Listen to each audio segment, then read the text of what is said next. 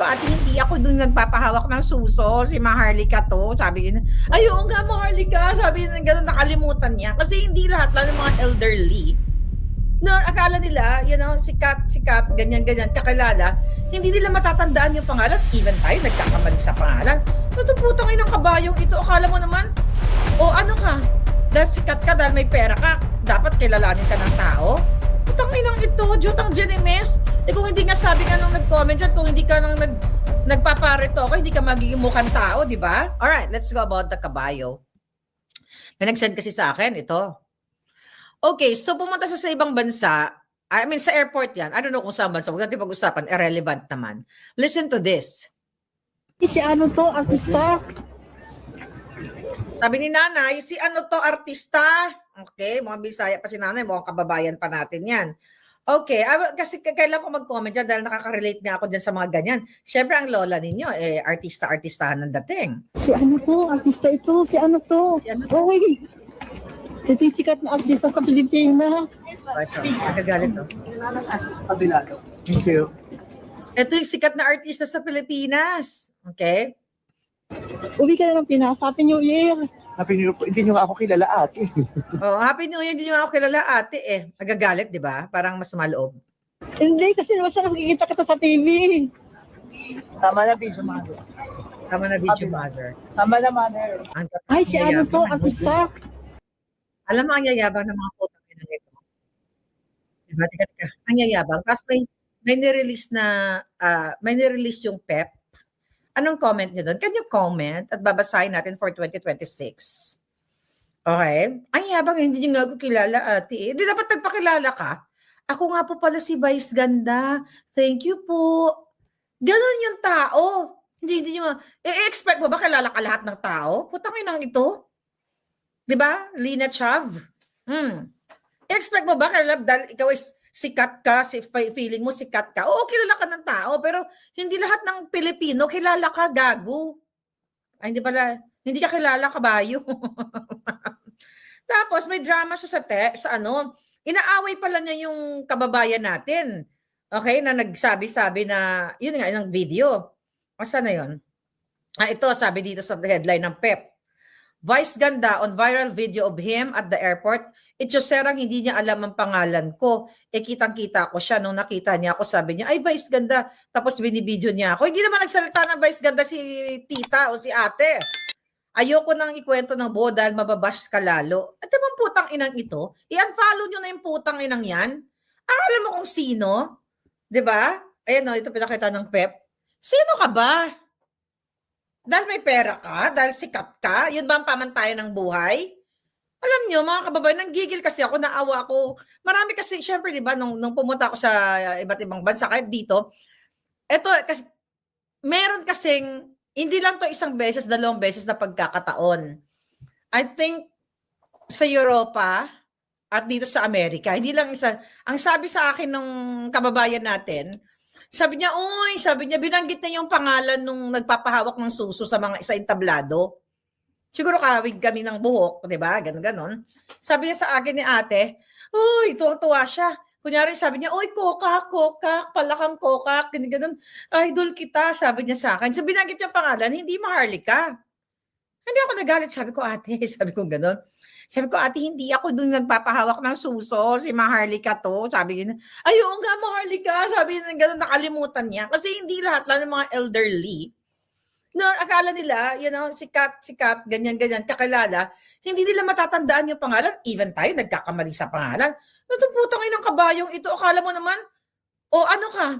Dahil sikat ka, dahil may pera ka, dapat kilalanin ka ng tao? Putang inang ito, Jutang Jenemes. Kung hindi nga sabi nga nung nag-comment dyan, kung hindi ka nang nagpaparito ako, hindi ka magiging mukhang tao, di ba? Mas sikat na tayo. Sabi ni Samsung. You know what I mean? Kaya nga, okay. Kaya nga ako, kasi ako hindi talaga ako hindi talaga ako, pag nakita ko ng mga artista, mas mataray ako sa kanila. Excuse me? No, chika lang. Hindi, kasi ako, like syempre Maharlika, vlogger ako, hindi ko alam kung pag may nakakita ako ng artista, gusto nila ako or what, di ba? So, hindi natin alam yun na kunyari, ganon-ganon ako. Sasabihin ko, oy, kabayo, kabayo, idol kita, kabayo. Tapos sasabihin sa akin, ay, naku, buisit ka, Marley ka. Gaganon ako because of my political views. So, hindi ako dapat nagaganon-ganon. May ano yan, may parang masyadong entitled at may mga manifestation of narcissism. 'Di ba? Ganun yung mga type of behavior na mga narcissistic na akala mo dapat i-acknowledge mo, dapat kilala mo sila. Ito mga putang mga artistang to. Bakit? Kung sikat kayo, pag sampalin ko lahat kayo. Sino kayo? 'Di ba? Sino kayo? Porque nakikilala kayo sa entablado, dapat ang acting nyo, dapat kilalanin nyo ko. Si ganito ako si kabayo, ako si crocodile. Mga ganyan. Kaya, huwag niya kayo nag-idolize yung mga taong ganyan na ang tingin sa sarili, akala mo pagkataas-taas. Ako may mga moment nga ako na pinatawag ako, sabi ko, hindi po ako yun, hindi ako yung binubugaw ni Bugaw. Magagalit na naman ang mga bugaw-lu.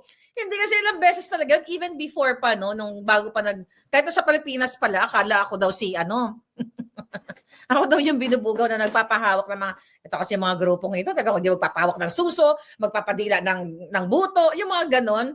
So, ako kinukorek ko, ate, hindi ako yun. Diba? Mas lindog ako doon. Yes, entitled yung kabayo. Ay, nako, ambot. Sabi ni Shelo, true, minsan sa sobrang excitement, nakalimutan mo na, lalo kung may edad na. Hindi totoo yun. Nakakalimutan ako. Ang dami nagtatawag sa akin. Nagagalit ba ako? Hindi ako nagsabi, excuse me, hindi ako yung binubugaw, no? Hindi ganon. Dapat ang eksena mo, magpakilala ka. Ay, tita, sabi niya, hindi. Ako, di ba, kunyari, ako po si Vice Caballo. Ako po yung, yung gumagano. Ooh! Dapat, di ba? Apakayabang. Ano kung hindi ka kilala ng tao? Ano kung sikat ka niya kilala ng tao? Ako nga nagmamaganda. Alright? Ano sabi? Bembangism, sabi ni Den Scorpion. Okay? Pero minsan sa sobrang excitement, nakakalimutan lalo, sabi niya, ni Shelo, nabasa ko na nga yan. Ano pa mga chika? Kung makasalubong ko yang si Kabayo, deadma lang yan sa akin. Deadmahin niyo, alam niyo, mas na-admire ako o nagtutuwa ako sa mga artista na merong cause sila sa buhay at hindi sila mayabang. Sila ay people person, pero kasi iba-iba yung tao eh. Meron kasi na, mga Team Alpot, akala mo kung sino mga sikat na mga putang ina. Di man sikat, masikat pa tayo ng mga bakla. Si Marley ka nga. Si Marley ka nga kahit saan, di ba? Sa airport, sa CR, ay palangga! Nas beso-beso, ay palangga, chu-chu-chu-chu. Hindi, pero totoo yun. Wherever I go, may nakakilala talaga sa akin sa cruise, ay palangga! Dahil kasi alam nila yung personality ko, akala mo talaga magpamilya na kami, yayakapin pa ako ng ganun, palangga, yakap-yakap naman ako. Sabi ng mga kasama ko, mamaya, padala ni Satanas yan. Hindi naman tayo siguro masusundan ni Satanas dito. Yakap-yakap. Tapos, kasi ang personality ko, kilala niyo ako yung mga nakilala sa akin. Magsasayaw ba tayo? Ano ba? Ano bang natin? Dramatization. Kasi, hindi mo kasi ilalagay sa ulo kung ano yung, kunyari, let's say, we have to admit, di ba, kilala naman talaga niyo yung alindog. Pero never ko inisip sa sarili ko na, I'm big. Big lang yung boobs ko. But my heart is still warm. Di ba? Ganon lang yon. Okay? Hindi ka dapat, mga artista, ito ka naman, sino kayo? Putang ina nyo. Pare-pareho lang tayong tao. Ngayon, napagbigyan kayo dahil kumabit kayo sa mga, I'm not referring to the kabayo, napagbigyan kayo dahil nagkabit kayo sa mga politiko, nagkapera kayo, akala nyo kung sino na kayo, mga giatay ka mo. Di ba? Alam nyo yan sa Hague, alam nyo yan sa Europa, pag I remember Ma'am Beth Pininger ng Switzerland na nakitulog kami doon. Okay, nakitulog kami kay Palangga. Iyang-iya naman siya kasi surprise. Pagod na siya. Sabi ko na gano'n, Madam, matulog ka na. Ako na bahala. So pinaghalongkat ko yung mga yung cabinet niya. Pero kumuha ko ng mga unan, kumuha ko ng mga sapin namin sa floor o sa floor, sa kama. Kumuha ako ng mga towel, gano'n. Kasi nahiya kami na nga lang nakitulog doon eh. Tapos nahiya siya kasi parang, Marley ka, gano'n. No. Matulog ka. Sabi ko, palangga, matulog na kayo. Sabi ko, alam ko, pagod kayo. Ako na bahala. So, pinaghalongkat ko yung mga cabinet nila doon. Kumuha ako ng mga towel namin. You know, hindi porket sikat ka, kilala ka dapat mag-inarte ka na royal ka. Katulad ni Bangag at ni Satanas. Mga mukha nila, mukhang alkitran. Hindi ganon. You have to be human. Kailangan mo maging tao na hindi porket yung kababayan natin ay domestic helper or OFW, kung ano man ang ginagawa nila, ang tingin na natin, taas sila. No? Ako hindi ko kayo nakikita sa ganon. Even lang. Wala naman tayong pinagkaiba eh. Wala tayong pinagkaiba. Pareho lang tayo, mga palangga. Diyos mio, mga working student, dami dyan alaga ng politiko, sabi ni Vanny Cañete. Alright? So kaya kayo, huwag kayong masyadong magyabang. Like yung mga vloggers na akala mo kung sino, yung iba naman, hindi naman lahat, akala mo kung sino mga alpot. Di ba? I just don't understand. Well, hindi sa I just don't understand. Alam natin, nakakanya-kanyang saltik ang tao. I just so happen na si Kabayo, ang taas ng tingin niya sa sarili niya. Di ba? Galing ka rin naman sa lusak. Hindi ka naman ipinanganak na may golden spoon or silver spoon. 'Di ba? At least ako ipinanganak ako may silver spoon. Naghanap tayo ako ng silver spoon. Teka nga. Teka lang ha. Ayan. Nagliligpit kasi ako ha. Hindi naman kayo pinanganak na may silver spoon. Ako meron ako silver spoon. Mayaman ako. 'Di ba? Silver 'yan. Kalilinis ko lang kasi itatabi ko na dahil syempre pang malakasan lang to. Okay? Anyway, mga kababayan, si Kabayo nanay niyan ay caregiver sa Amerika. Wala namang masama doon na palangga, no? Sa mga pinagdaan. Yeah, totoo yun. Kaso lang, kung magmamalaki ka at magyayabang ka na akala mo kung sino ka, wala ka namang paninindigan. Di ba? Dati galit na galit ka kay Marcos Jr., galit na galit ka sa mga gobyernong kawatan, pero tahimik ka, Kabayo, sa pagnanakaw ni Satanas dahil nabigyan ka ng opportunity para mag-picture-picture kay Bangag, di ba? Nagsasalita lang kayo ng mga pagnanakaw pero wala kayong gawa, di ba? Mag-emote-emote na kayo sa EDSA pero hindi naman kayo naninindigan talaga na panagutin ang mga bangag, ang mga adiktus.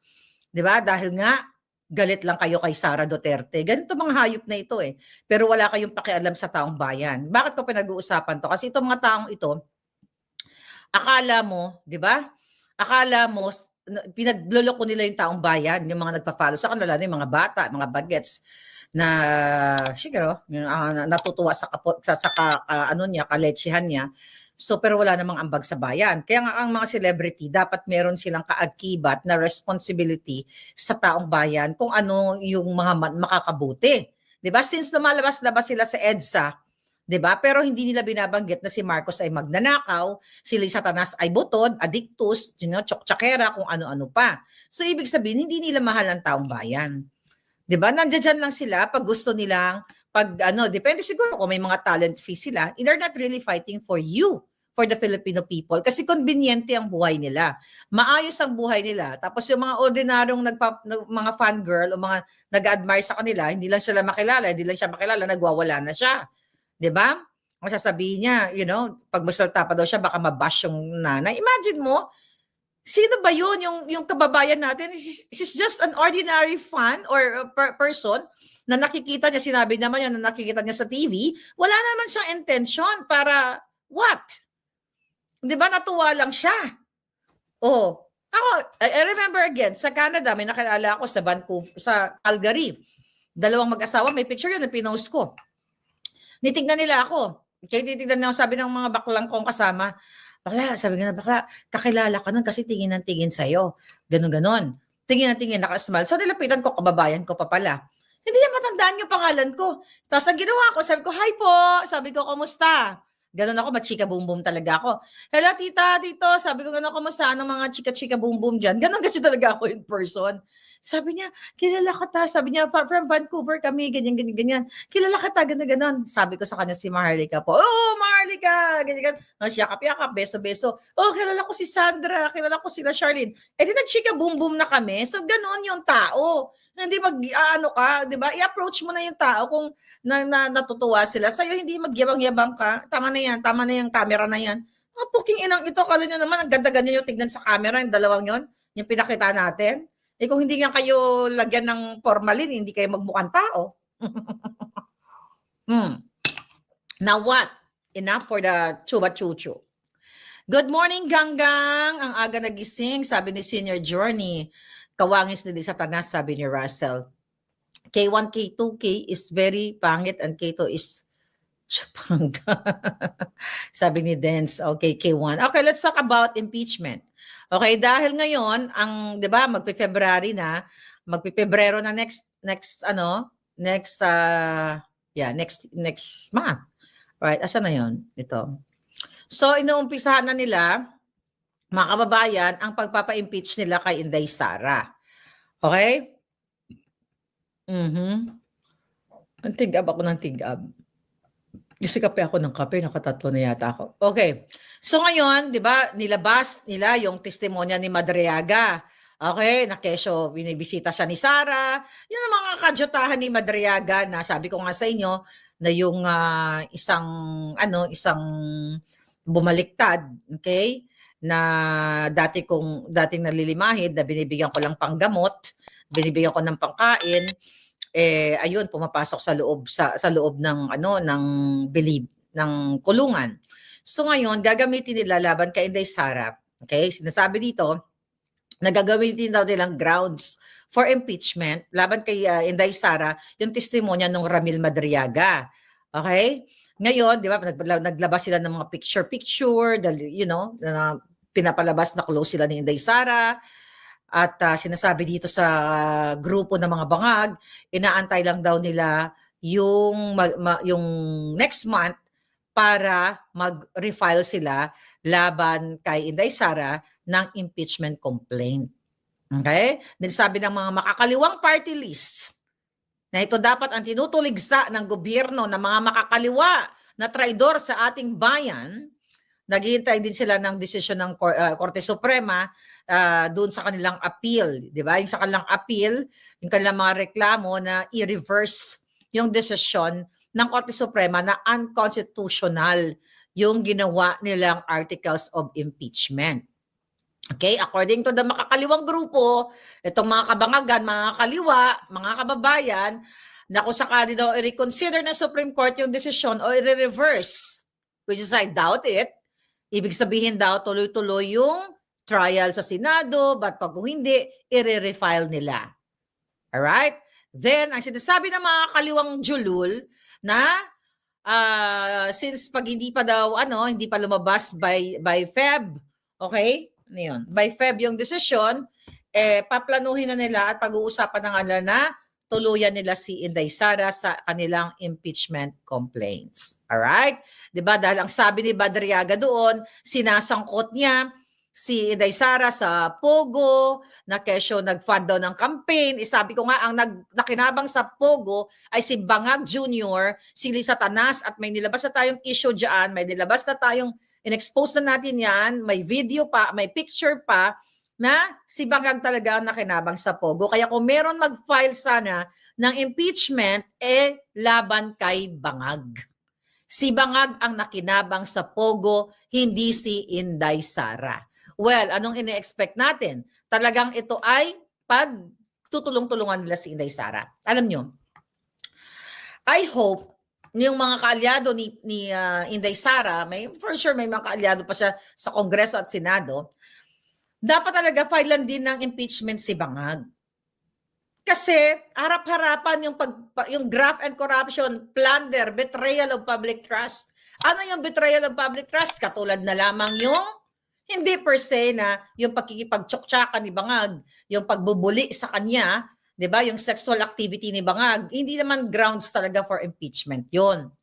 Kasi sariling kapokpokan nila 'yon o kalibugan nila 'yon, hindi 'yon grounds for impeachment. Pero ang hinahabol natin dito, yung money laundering at yung pagnanakaw nila sa pera ng bayan using pera ng bayan. Nung nag-travel ba si Bangag sa San Francisco noong 2023, nung APEC Summit, ginastos niya ang pera ng bayan. Dahil pera ng bayan yung ginagastos nila, confidential fund, Office of the President, di ba?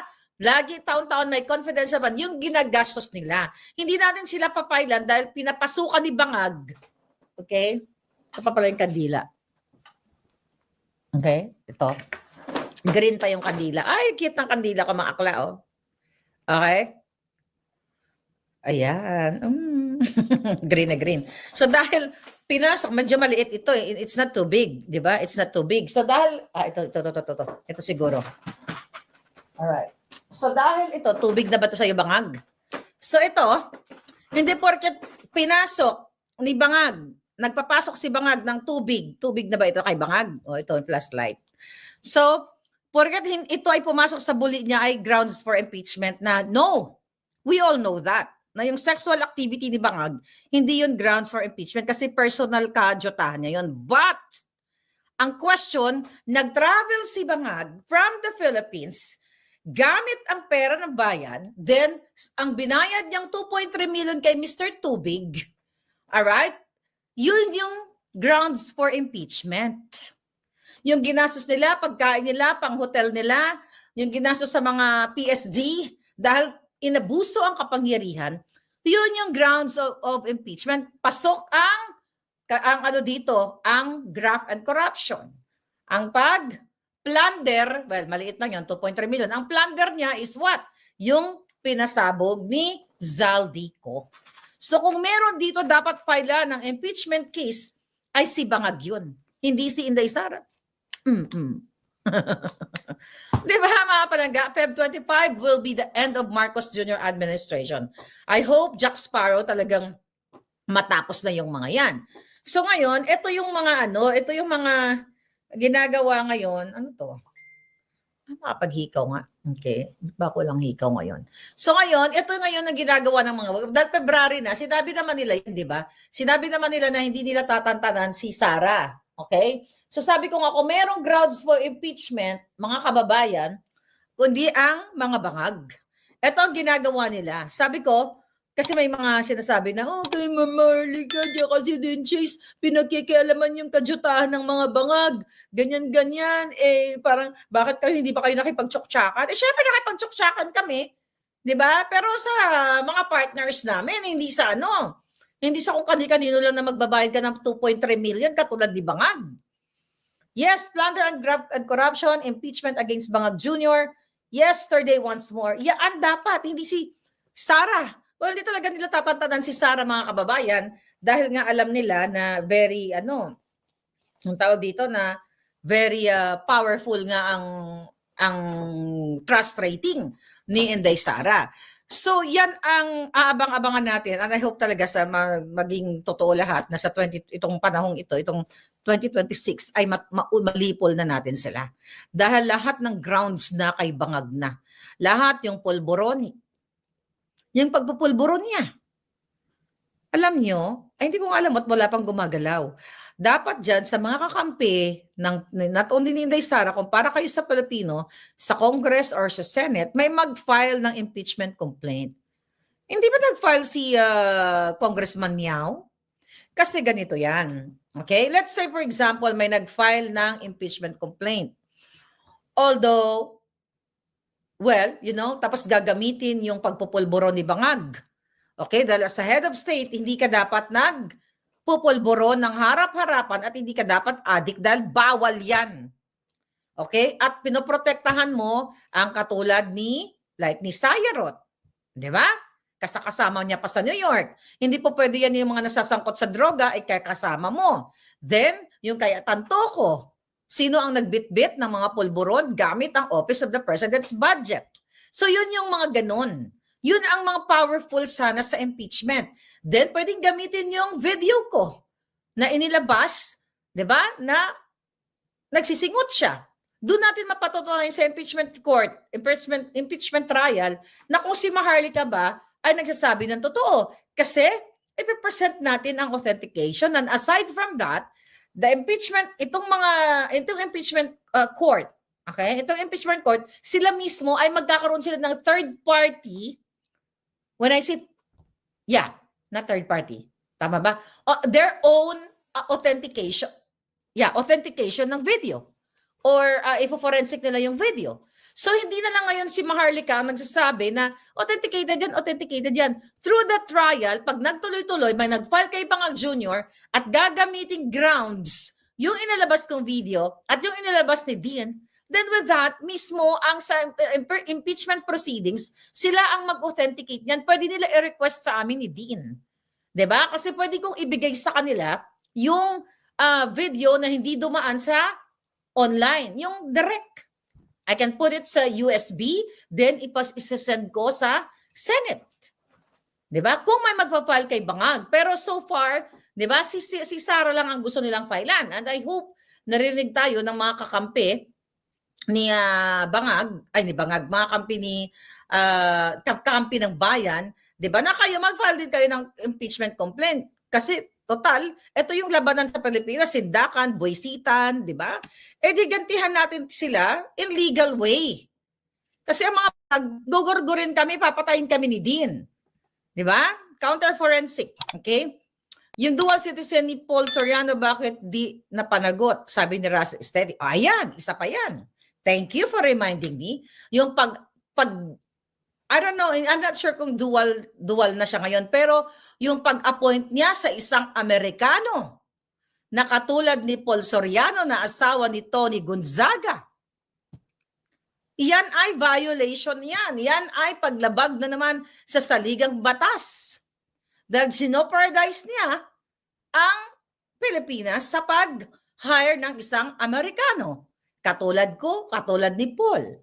'Di ba? Kaya nga nakakatawa yung mga nagsasabi na mga bangag na si Maharlika kaya nagsasalta laban kay Bangag kasi hindi na-appoint. 'Di ba? Hindi ako ma-appoint dahil labag sa batas ng Pilipinas na mag-appoint ng isang Amerikanong itim ang buhok. Well, pumuputi na konti. 'Di ba, mga kababayan? Eh, dadapanagot yan si Bangag sa pag-appoint kay Paul Soriano dahil ipinagmamalaki ni Paul Soriano na asawa ni Gonzaga pag nagta-travel sila kasama ang presidenteng Bangag na ang gamit niya ay blue passport. Ang dami ng violation ni Bangag. Nag-hire ng Amerikano, nag-hire ng Maltese. Di ba? Itong si Gibo, ang dami. Ang dami, hindi lang itong mga video-video. Sabi ko nga, yung pakikipagtorjaka ni Bangag, yung pagpasok ng Mr. Tubig sa buli niya, hindi naman impeachable offense yun. Hindi yun impeachable offense. Yung perang binayad niya kay Mr. Tubig sa buto na ganito kalaki. Di ba? Yun yung impeachable offense. Yung loto, nakalimutan na, bilyon-bilyon din ng pagnanakaw. Ayan, ang dami. Lahat. Kaya ka dapat talaga matapos na itong Bangag na ito. Gusto nyo i-impeach si Sara, di ba? Gusto nilang impeach si Sara, di-impeach din natin si Bangag. At dapat talaga, yung mga terorista na si Chandramanio, isa pa yun. Grabe, kabisado mo, Russell, yung ating mga yung ating mga pasabog. Ito yan, pasabog, balikan natin yung 2025, Nakita nyo yan, yung nahuli na, kumusta na yan si Amid Chandiramani? Ano yan? Nahuli yan ng mga papasarbog, kumusta na yan? Hindi ko na alam, nang update yan, kung napalaya ba yung India na yan. Ang dami mga issue kay Bangag na pwede talaga silang makalaboso. Ang pag-appoint kay Michael Ma na walang black and white, na walang nakalagay, na hindi officially ang pag-appoint, na hindi natin alam kung si Michael Ma ba ay 100% Chinese. Kasi walang pinakitang black and white. Pero ayaw yan pag-usapan sa Kongreso, ayaw pag-usapan sa Senado, ayaw din pag-usapan ng mga media. Saan patutungo ang bayan natin? Patungo tayo sa Kumunoy. 'Di ba? Sa Kumunoy tatungo ang bayan kung hindi talaga kayo maninindigan. Kaya sinasabi nila na gagamitin na si Madriaga dahil nakinabang si Sara daw sa pera ng Pogo during campaign, etong malinaw pa sa sikat ng araw. Ang inilabas ko, andyan yung mga Pogo operators, andyan si Cassandra Ong, andyan si Lisa Tanas, andyan si Bangag. Yang meeting na yan yan yung pagbigay ng pondo galing sa Pogo sa Bangag administration. Okay, ngayon. So, syempre, si Sara lang at si Sara talaga ang kanilang pupuruhan. Ito, naalala niya ba to? Chun, chun, chun, chun, chun. Hello, hi. You guys are great. Thanks for the support. Okay, thank you very much. Sama-sama tayo. Babago muli. Okay, tanyo yan si Jong Jong Jong Jong. Yan yung sinasabi ko si Jong Jong Jong Jong, si Michael Ma, na hindi natin alam kung 100% Chinese siya, in-appoint na special envoy to China na ayaw niyo panagutin sa Kongreso, sa Senado, at yung Fourth Estate, yung mga media, na ayaw nilang pag-usapan yan. Wala pong black and white yan. Hindi sila naglabas, walang press release na officially ay in-appoint. Pero yung taong yan, nagpa-function in behalf of the Filipino people as special envoy to China without official records na siya ay tinalaga ng Bangag administration. Okay?